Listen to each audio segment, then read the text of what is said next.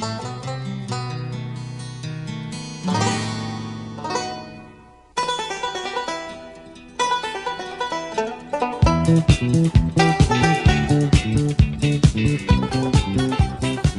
and welcome to another episode of the Cover Zero podcast, the show where I cover the Leafs in the best way possible. I'm your host, Jason Wells. Wildcard weekend is here. We are excited, regardless of the weather.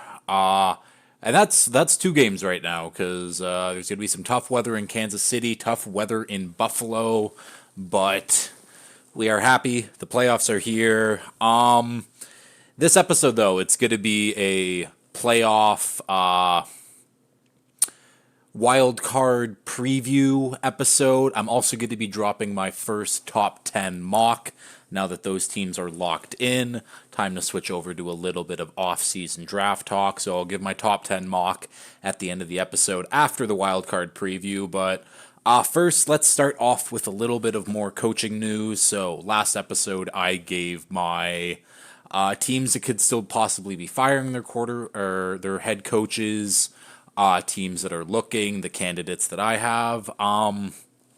So one more job that I did not expect to be open became available. The Seattle Seahawks have moved on from Pete Carroll. Pete Carroll joins them as an advisor and I think an executive vice president, whatever the hell that means in the front office. And I think it's a good move. Honestly, I was talking last episode about the Seahawks, and I'm just kind of like, I don't know where you go from here. Like, Pete Carroll's a good coach. The roster is good. Everything's good, but nothing will put them over the edge. And I don't think this kind of pushes them over the edge, but I think that it gives them that ability to have a little bit of a restart, a little bit of a jump that they need, or it doesn't work and you kind of start doing the rebuild thing. But change was needed for Seattle. And they got it. Pete Carroll finishes, as a Super Bowl champion, was 170 and 120 and 1 in his NFL career. Also was an NCAA champion with USC. He has had a very, very good career as a football coach. Nothing that he should be shamed for. I mean, I guess the USC stuff at the end, because if you don't really know about that, there was some cheating. And then when the cheating got tough, that's why Reggie Bush lost his Heisman, was because of Pete Carroll, essentially. But he went straight to the NFL and immediately started winning there.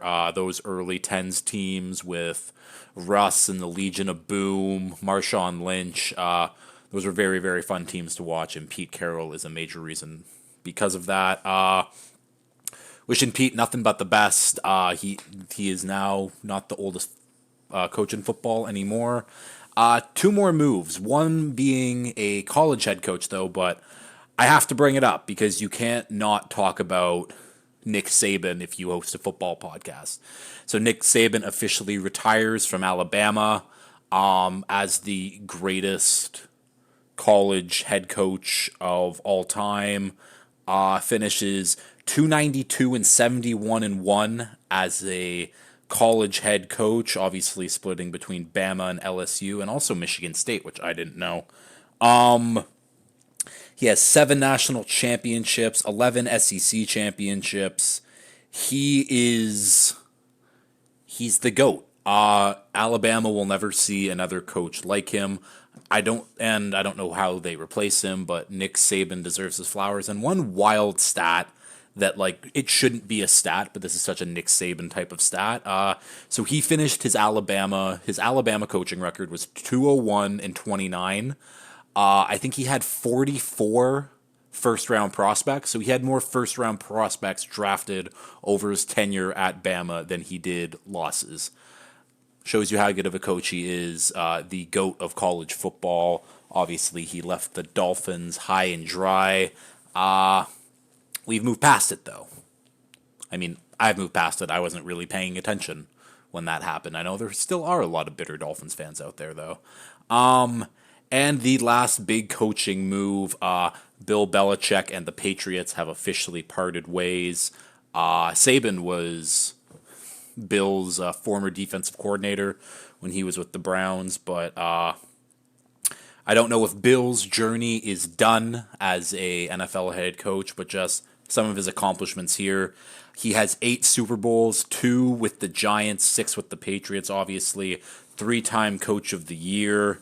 NFL records, most Super Bowl wins with 8, most wins as a head coach with 6, most Super Bowl appearances 12, most Super Bowl appearances as a head coach 9, most playoff wins as a head coach 31, and he is second all time in wins right now behind the great Dolphins coach Don Shula.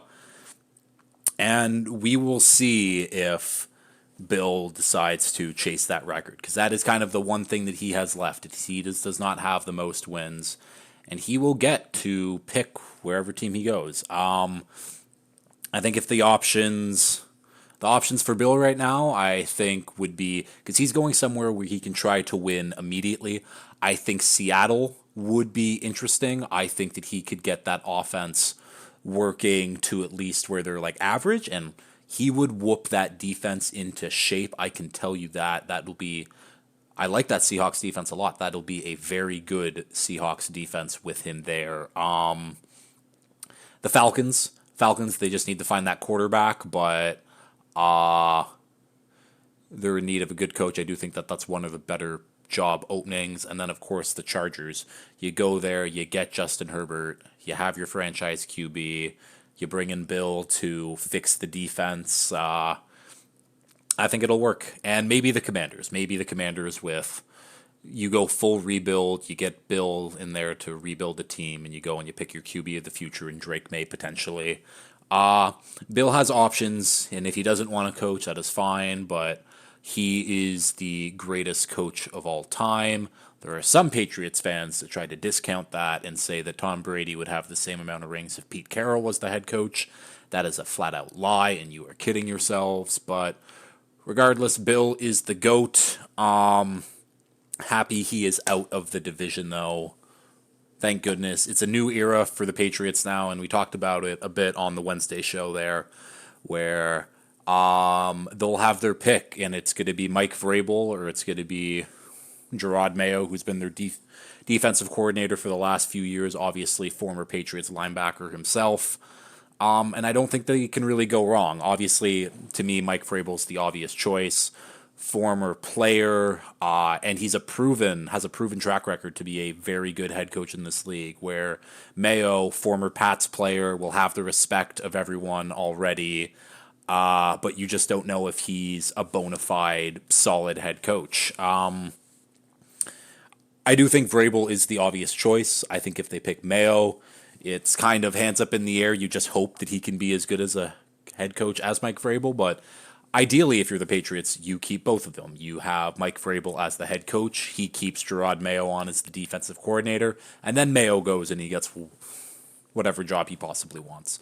Either way, I had to start that episode talking about those 3 legends of the sport.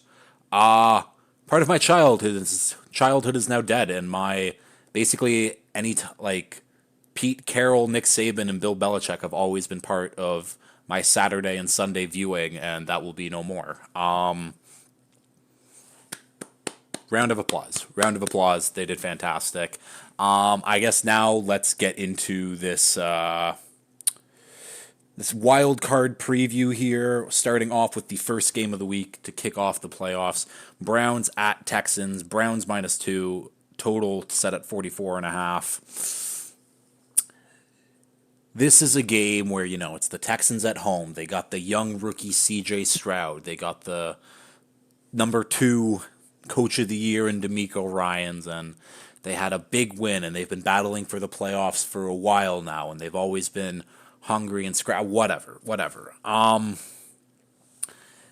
But there's just something about this Browns team that just won't go away. I don't know if Flacco is going to have that rust now that he's taken a 1-week break. He's not in the same groove, maybe. I don't know. That's just how dumb idiot football fans think. But this Texans defense is still banged up. Grant Delpit will be out. Denzel Ward hurt himself in practice, and he is now questionable. And if Ward can't go, that's a big loss. But this Browns defense is still so good, and their offense has been absolutely cooking with Joe Flacco. And I like the Texans defense. I think it's getting a solid foundation built, but I don't think that it can stop the Browns when Flacco is on his game. Now, it's been a small sample size so far for Flacco, and I guess we'll see if he does and is on his game still. But this is literally a coin flip. I don't know who's going to win this one. I would like to think that the Texans win this one. But the Joe Flacco story is great. I mean, the Browns have been one of the most resilient teams all season. This is a close one. This is a close one. Oh, also, I'm not doing the picks anymore. Actually, I'll still do the picks. I'll find the numbers that I like here. But yeah, this is one that I'm still undecided about, if we're being completely honest right now. And the Saturday night game, we get Dolphins at Chiefs. Dolphins traveling to Arrowhead in very, very shitty conditions. Apparently, it's supposed to be minus 17 Celsius. I think that's like minus 32 Fahrenheit or something like that. It's going to be cold. It's going to be windy. I don't really care. Like, if we're being completely honest, there's been a narrative out there the entire year about, oh, the Dolphins are frauds. The Dolphins, oh, they can't beat winning teams, blah, blah, blah. So the Dolphins are 1-5 against NFL playoff teams, averaging 17.7 points per game. The Chiefs, on the other hand, are 1-4 versus NFL playoff teams and are averaging 18.8 points per game. Both of these teams are not winning a Super Bowl this year. I can say that with some relative confidence anyways. So I give the Dolphins a shot. That line is set Chiefs minus 4.5, and I said that I'm not betting the Dolphins in 2024, and I'm sticking to that. And when I say that, I'm not talking about futures and awards and stuff like that. I'm talking about straight up on the game, betting them spread, betting them whatever. Just to be clear for whoever, it doesn't matter. It's just the Chiefs aren't good. The Dolphins, hopefully we get some oomph back to our offense. Hopefully that means Mostert and Waddle are back. I'm sure that both of them are play. I think it's trending that both of them will play, and that'll be a big boost to our offense because I think this is going to be a low-scoring game. I like this Chiefs defense is very good. We will be able to score with our full arsenal on offense. And the Chiefs' offense isn't very good, but we have a very banged up defense right now. Which, I mean, we have a revenge game for 3 of our guys on that defensive line right now: Justin Houston, Melvin Ingram, and Emmanuel Ogbah, all former Chiefs, now all playing. I mean, the fact that we're just starting Justin Houston and Melvin Ingram in a playoff game in 2024 is nuts. I'm hoping that those old boys who have been sitting on the couch all season have some good juice in their legs and they can get that rotation going and it'll look okay. But I got no real expectations anymore. I got no real expectations for the Dolphins this season. It's all gravy at this point. If we lose this game, it's going to suck. If we win this one, then it's fantastic. Let's see what we can do.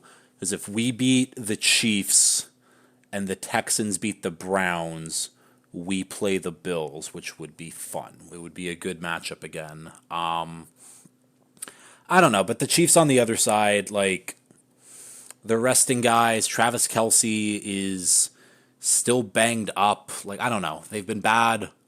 Not bad all season, but they've been very okay for a large stretch of the season, and I don't really see that changing in a very cold and windy game in Kansas City over the weekend. So I guess let's keep going. On to the Sunday games. 3 Sunday games.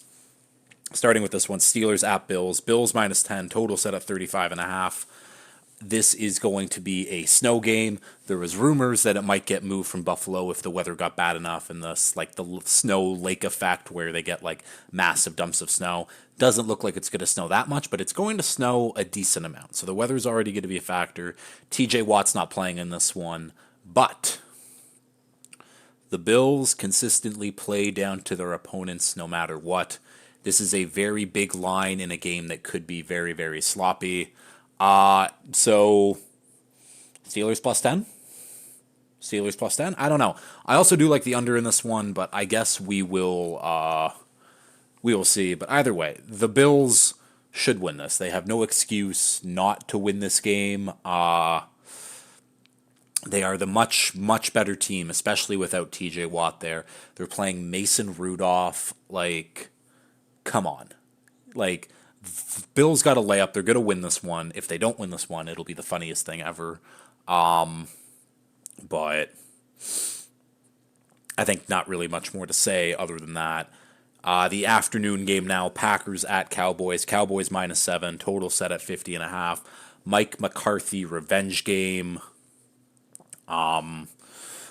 Watch out for the Packers in this offense to prove people wrong. Or at least to show up that like we should be here or watch out for us next year type thing. Jordan Love, I mean, I've been saying it for the last couple months now, but he is great. He is currently a top 10 quarterback in this league. And there's a reasonable path where this Packers offense anyways doesn't carve up this Dallas defense because this Dallas defense is very good, but I think this is going to be a high-scoring game. There's a reason why the total is 50.5, obviously. And you can never trust Mike McCarthy in big primetime games. But again, it's one of those games where I can talk about the Packers and their offense, and it's so good, but this Cowboys team is better on both sides of the ball. I think they got the better offense. I think they got the better defense. They definitely got the better defense because that Packers defense is not very good. Jair Alexander also rolled his ankle in practice, did not practice today, so I guess he's questionable going into Sunday. I'm sure he'll play, but that's just an interesting thing to note. Yeah, I don't think the Packers win this one, but I think that they keep it closer than that 7-point line indicates. And we will go on to the Sunday night game. Rams at Lions, the double revenge game. Stafford back home to the team that drafted him. Goff facing his former head coach and team.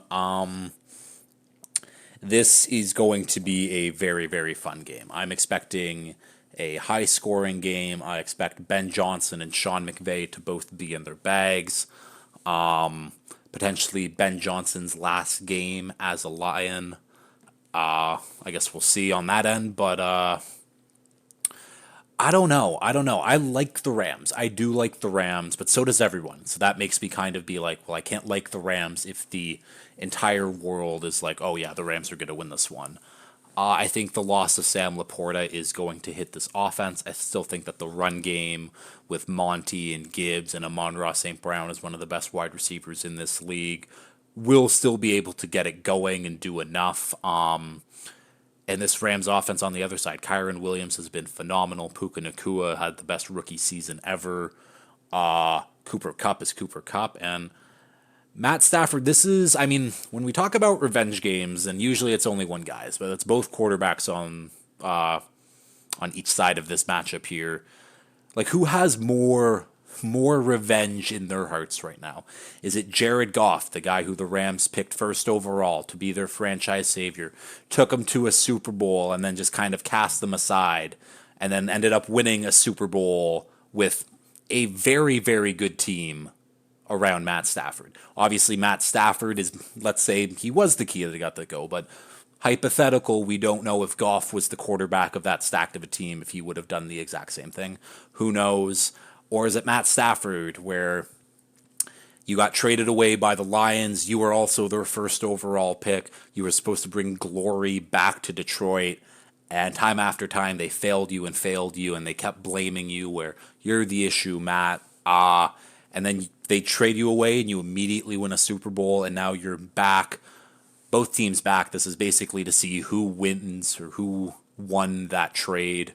I mean, it's probably going to be the Rams because they won a Super Bowl and now they're back in the playoffs 2 years after that Super Bowl and being what did they have? A top 5 pick last year? Top 6 pick? Something like that. Either way.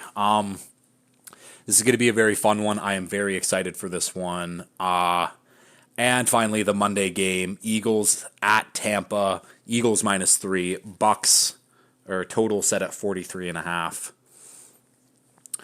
I don't know why the Eagles should win this game. They have the better roster, sure. They got the better quarterback, sure. They got the better offensive line, sure. They got the better defensive line, sure. But this Eagles team does not respect its coaching staff at all. Now, I'm saying this without knowing anyone on the Eagles coaching staff or really hearing what the players have had to say, but I just know that the Eagles don't respect their coaches right now. And the Bucks are just kind of having fun at this point. They know that they're not a Super Bowl team, but they're going to play their asses off because that's the way that Baker Mayfield plays. That's his play style.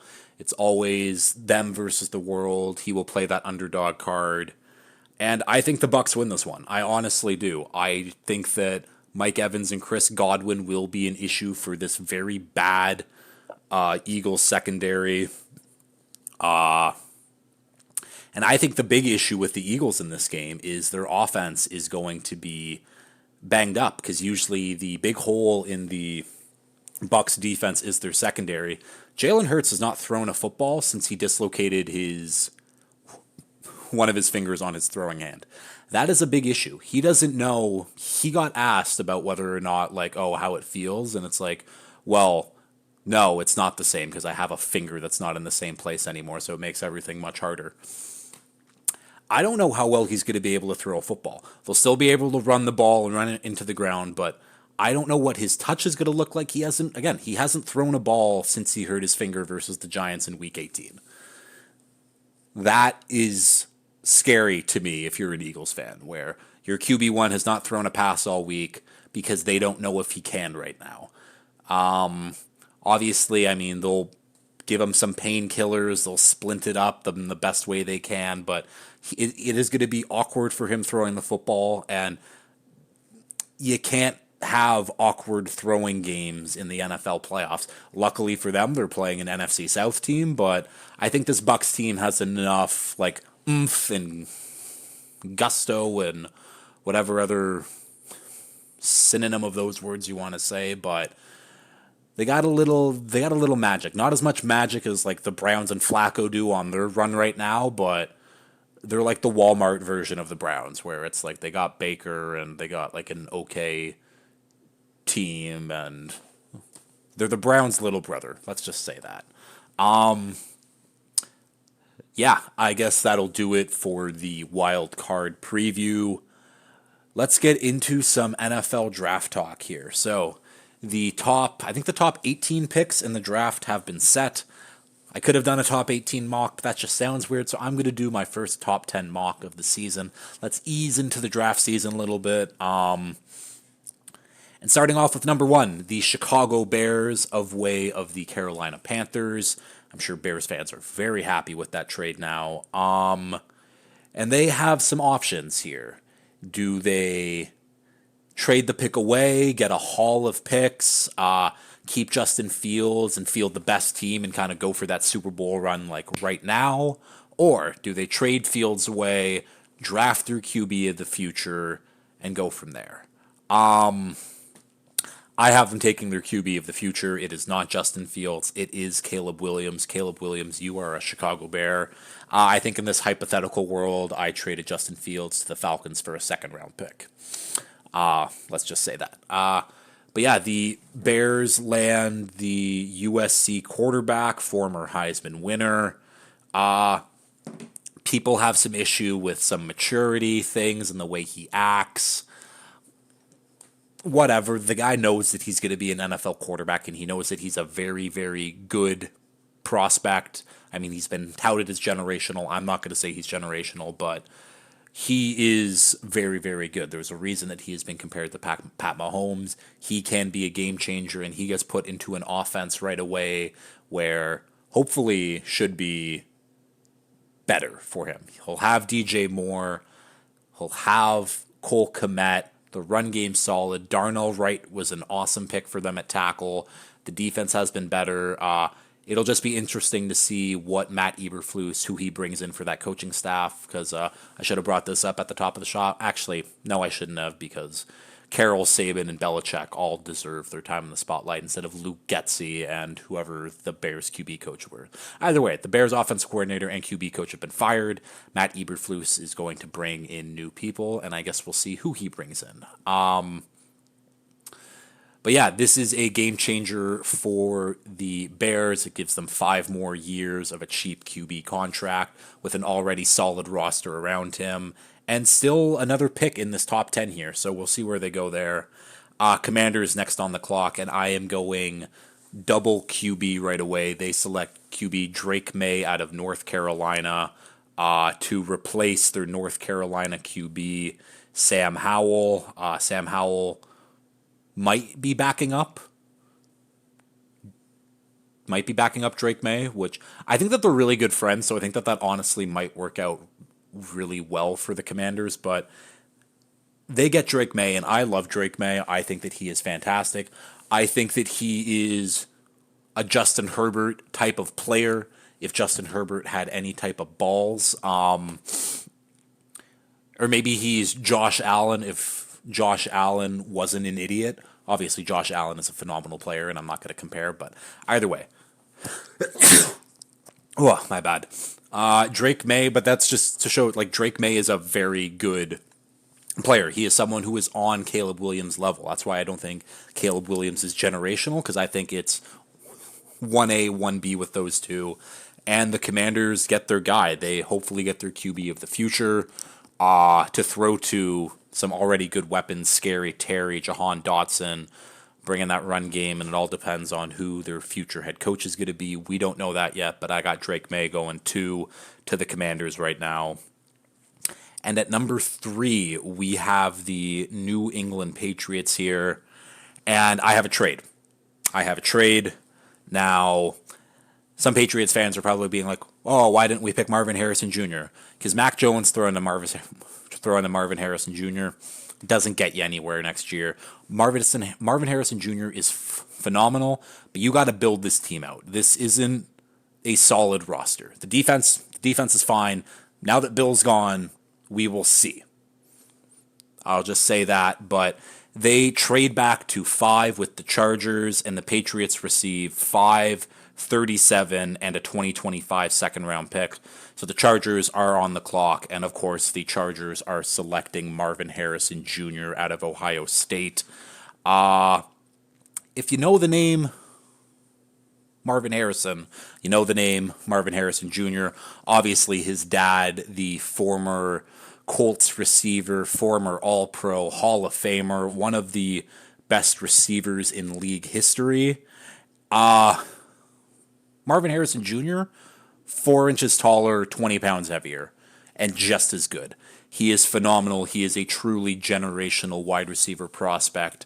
I mean, he, not compared as players, but he is like a Julio, like a Jamar Chase. He's on those guys' level. And the Chargers get their wide receiver 1. Obviously, Keenan Allen is still there. Keenan Allen is old.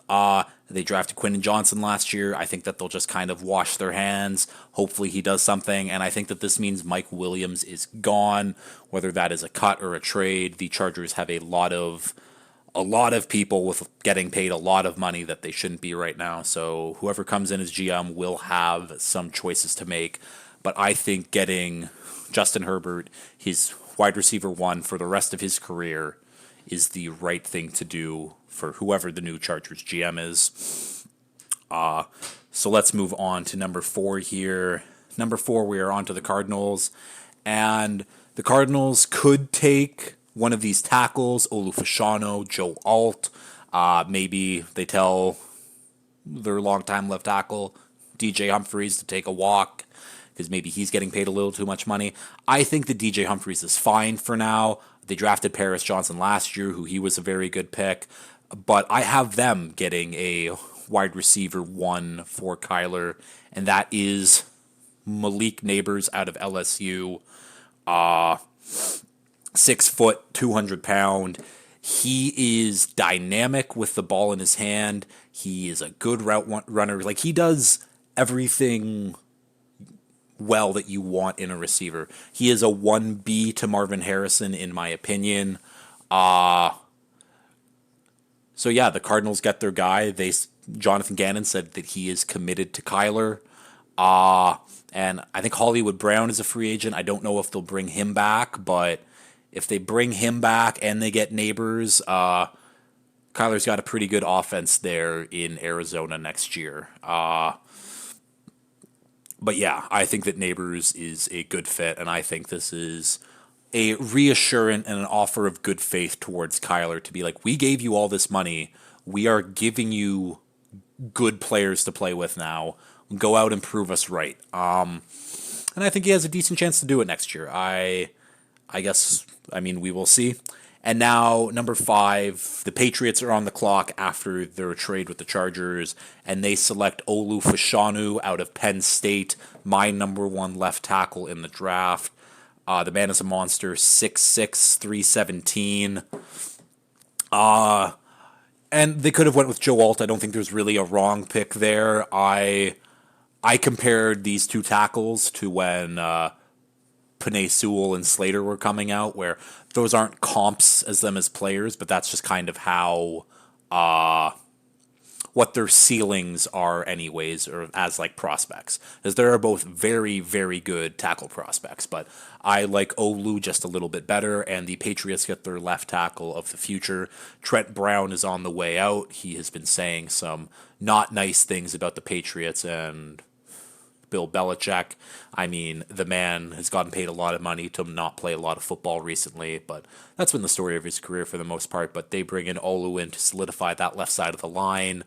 And I think if you're a Patriots team where you need everything on offense right now, starting with the trenches is the right way to go. Make sure that whoever that QB is next year, that he has time and can stay upright, because that was a major, major issue for the Patriots this season. So they pick Olu Fashanu. Next up, the Giants at number 6, and the third QB of the draft gets drafted right here. Jaden Daniels out of LSU, the Heisman winner, 6'4", 210. Just a very dynamic player, a very raw player, but I think that he does have a high ceiling. I think that he is a good thrower of the football. I think that he is dynamic with his legs and with the ball in his hand. And that's just kind of what the league is leaning towards now, is players who, if you're at the quarterback position, you need to have some mobility back there to scramble, but because the guys on the defensive line are some of the best athletes on the planet. Jaden Daniels is one of those guys. Now, he will be competing with Daniel Jones, I guess you could say, because Daniel Jones will still be there just because of his contract and the way that it works. And maybe the Giants do pass on Jaden Daniels, and they're just kind of like, whatever, we'll roll with Daniel Jones. We gave him all this money anyways. Let's just see if it can work. It's kind of punting on the season, but I don't know. I like Jaden Daniels. I think that the Giants need to figure out their quarterback situation at some point. You're picking 6 overall. Not a good chance that you'd be picking 6 again next year. But who knows? There's a whole offseason to really plan those things out. But right now it is Jaden Daniels out of LSU. Now for number 7, the other tackle goes off the board here. Titans land Joe Alt out of Notre Dame. Also a monster, 6'8", 322. The Titans need offensive linemen in the baddest way. Only Peter Skronsky is the only NFL starter that they have.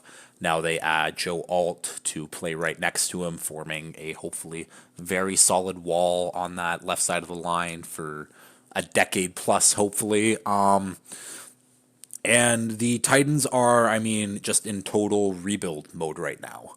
I think that there's a decent chance where they are the worst team in the league next year. I don't have a lot of faith in whoever they bring in as coach to do a good of a job as Vrabel.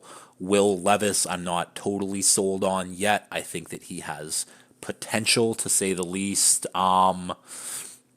They're losing Derrick Henry. Either way, I think that, like the Patriots, this is just kind of a like, okay, let's just get. You got to build from the trenches when you're this bad. Build from the trenches, and when the trenches are set, everything else just becomes much, much easier. And this helps solidify the trenches for the Titans. Yeah, and we will go on. The Falcons picking 8th overall for the third time in a row. And instead of getting one of these offensive guys in Brock Bowers or Romo Dunze out of Washington, and trust me, I thought about it just to be funny here and give them, another really good skill position player that they're not going to use. No, I went with defense, and I went with Laiatu Latu out of UCLA, the 6'4", 265 edge rusher. His tape is phenomenal. He does everything that you want from an edge rusher. He's got insane size and build. He's got speed. He's got good, quick hands. His one issue with me is, so he played at Washington, and the Washington medical staff did not clear him to play football because of an injury that he sustained. Then he went to UCLA. Those doctors cleared him. He hasn't had an injury since. So kind of hands up in the air right now. I don't know what's going to happen with him. Obviously, the combine and the NFL medical checks that he'll have to go through will be very telling. But he is, I mean, in my mind, he's the best edge player in this class. And the Falcons need help on edge. They drafted Arnold Ibikidi. He's been pretty good. They brought in Bud Dupree, who was solid for them this year, but they get a stud in Latu and hopefully brings this defense to another level for them. Because, again, I think if the Falcons didn't have the 2 worst QBs in the league this year, they would have been a playoff team. So if you get them an average quarterback, that defense takes a step with Latu, and the offense takes a step just because they're using all of these skill position guys that they drafted. I like the Falcons next year. Number 9, we're back with the Bears. Now, the Bears could go defense here. They can go back on offense, and I have them going back on offense and taking Romo Dunze out of Washington. I just had it up. How tall is he? The 6'3", 215 receiver gives them a perfect complement next to DJ Moore. The man is a very, very, very good route runner, tracks the ball well. This is a very good wide receiver class. I will just say that now because there are more guys that are going to get drafted in this first round. Probably 6. I think 6, 7 receivers could get drafted in this first round. I guess we'll see. But Romo Dunze is one of the better ones. And now the Bears on offense, if you're keeping track, they got their QB of the future in Caleb Williams. They got their left tackle of the future in Darnell Wright. They got DJ Moore. They got Romo Dunze. They got a decent running back trio. This is a team that is building. This would be a team that is fun. This would be a very, very good position to put Caleb Williams in immediately in year 1. And that would have me excited for Bears football next season. And finally, at number 10, we get the New York Jets. Now, this is where I could have gone a couple different ways because it's like both the top 2 tackles are off the board. So could I take them taking a J.C. Latham out of Alabama? I really like Amarius Mims out of Georgia, very young, raw tackle prospect there. Do they go with defense again, really bolster up that defense that's already really fucking good? No, I have them taking Brock Bowers, the tight end out of Georgia, one of the better players in this draft class. 6'4", 240, do-it-all tight end. Just because they had 2 NFL players on that offense last season, and it was Breece Hall and Garrett Wilson. Now, the offensive line was absolutely terrible. They should probably reach for one of these tackle prospects just to keep Aaron Rodgers upright.